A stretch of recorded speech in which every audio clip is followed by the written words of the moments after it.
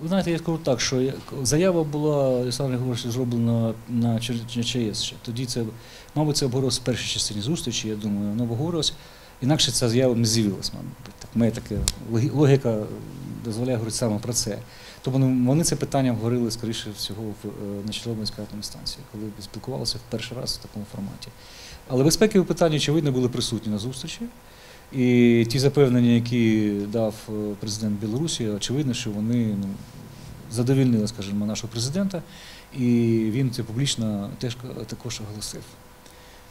Якщо хочете мою особисту думку з цього приводу, то я скажу, що я приїхав сюди, я спілкувався з багатьма представниками і дипкорпусу, і експертами тут деякими, як це, що це таке, воно і для чого тут буде.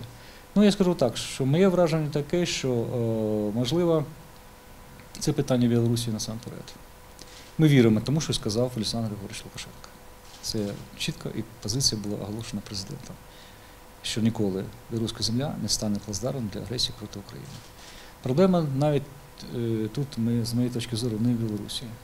Як фахівець, який був причетний до перших подій з агресією Росії проти України, тут головне питання в тому, що наскільки Росія може отримати своїх слов.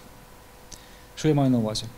Що якщо Росія зараз каже, що вона привезе сюди свої війська і вивезе звідси, то я скажу так, словами Станіславського, що я можу сказати, не вірю.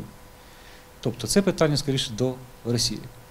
Якщо є у білоруської сторони, скажімо так, країни, є, мовити, таке бачення, що Росія поведе себе коректно в цьому випадку, привезе сюди війська і знов-таки вивезе, то я, так би мовити, вірю на слово тоді вже президенту Лукашенка. Але я росіянам не довіряю, що доказати.